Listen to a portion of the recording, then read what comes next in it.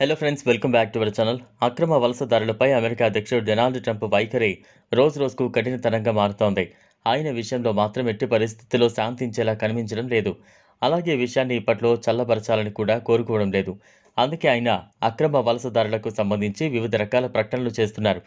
ఇదిలా ఉండగా అక్రమ వలసదారులను ప్రపంచంలోనే అత్యంత ప్రమాదకరమైన జైలు అయిన గ్వాంటానామో బేలో ఉంచుతామని ఆయన అన్నారు. 9/11 దాడుల తర్వాత ఈ జైలును ఉగ్రవాద అనుమానితులను ఉంచడానికి ఉపయోగించారు. ప్రపంచవ్యాప్తంగా ప్రజలు ఈ జైలును నరకం అని పిలుస్తారు. దీని కారణంగా అమెరికా చాలాసార్లు విమర్శలను ఎదుర్కోవాల్సి వచ్చింది. గ్వాంటనామో బేలో 30,000 మంది వలసదారులను ఉంచేందుకు పెంటగాన్, హోంల్యాండ్ సెక్యూరిటీ శాఖను అనుమతించే కార్యనిర్వాహక ఉత్తర్వుపై సంతకం చేస్తున్నట్లు ట్రంప్ వైట్ హౌస్లో తెలిపారు.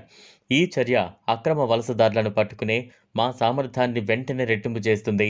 ఈ సమయంలో ట్రంప్ వైట్ హౌస్లో హత్యకు గురైన 22 ఏళ్ల అమెరికన్ నర్సింగ్ విద్యార్థిని లేఖన్ రిలే తల్లిదండ్రుల గురించి కూడా మాట్లాడారు. ఈ విద్యార్థి పేరు కొత్త వలస నేరాల బిల్లు చట్టంలో చేర్చబడింది. లేఖన్ జ్ఞాపకాలను మన హృదయాల్లో ఎల్లప్పుడూ సజీవంగా ఉంచుకుంటామని ట్రంప్ అన్నారు. నేటి చర్యతో తన పేరు మన దేశ చట్టంలో శాశ్వతంగా నిలిచిపోతుంది. ఇది చాలా ముఖ్యమైన చట్టమని ట్రంప్ అన్నారు. ప్రపంచవ్యాప్తంగా చాలా జైళ్లు ఉన్నాయి, వాటికి భిన్నమైన కథలు ఉన్నాయి. కానీ అమెరికాలోని గ్వాంటనామో బే జైలును ప్రపంచంలోనే నరకం అని పిలుస్తారు. ఈ జైలును అమెరికా క్యూబాలో నిర్మించింది. ఈ జైలు ప్రత్యేకత ఏంటంటే ఇక్కడికి చేరుకునే ఖైదీలను ఎటువంటి వినికిడి లేకుండా చాలా కాలం పాటు ఉంచుతారు. ఎందుకంటే ఈ జైలు ఉగ్రవాదులను, వారి అనుమానితులను ఉంచడానికి నిర్మించబడింది. హింసతో పాటు మానసిక హింస కూడా అనుభవిస్తారు. ఖైదీలను చాలా రోజులు నిద్రపోవడానికి అనుమతించరు. దీంతో పాటు వాటిని కటిక చీకట్లో ఉంచుతారు. సూర్యకాంతి కూడా చేరని చోట. ఈ జైలు గదులు చాలా చిన్నవి. ఈ జైలు 1903లో స్థాపించబడింది. అమెరికా మాజీ అధ్యక్షుడు బరాక్ ఒబామా దీన్ని మూసివేయడం గురించి మాట్లాడారు.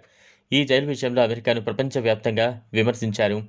ఈ జైలు 2001 సెప్టెంబర్ 11న అమెరికాలో జరిగిన ఉగ్రవాద దాడి తర్వాత ప్రారంభించబడింది. ఆ తర్వాత ఉగ్రవాద సంబంధిత సంఘటనలో పాల్గొన్న వారిని మాత్రమే ఇక్కడ ఉంచుతారు. ఇదిలా ఉంటే తాజాగా వైట్ హౌస్లో ఓ ప్రత్యేక ఆఫీసును ఏర్పాటు చేసి మస్క్ను ట్రంప్ తన పక్కనే కూర్చోబెట్టుకుంటారనే వార్తలు వినిపిస్తున్నాయి. ఈ నేపథ్యంలోనే స్పందించిన డొనాల్డ్ ట్రంప్ ఆ వార్తలను ఖండించారు. వైట్ హౌస్లో టెస్లా అధినేత మస్క్ కార్యాలయాన్ని ఏర్పాటు చేస్తున్నట్లు వస్తున్న వార్తలను డొనాల్డ్ ట్రంప్ తీవ్రంగా ఖండించారు. మస్క్ నేతృత్వంలో పనిచేస్తున్న డిపార్ట్మెంట్ ఆఫ్ గవర్నమెంట్ ఎఫిషియన్సీకి ఓ ఆఫీసును ఏర్పాటు చేస్తున్నామని, అయితే అది వైట్ హౌస్లోని ఓవల్ ఆఫీసులో కాదని స్పష్టం చేశారు.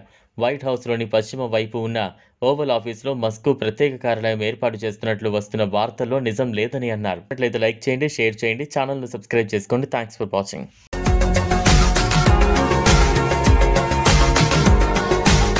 మరిన్ని అప్డేట్స్ కోసం మా ఛానల్ని సబ్స్క్రైబ్ చేయండి.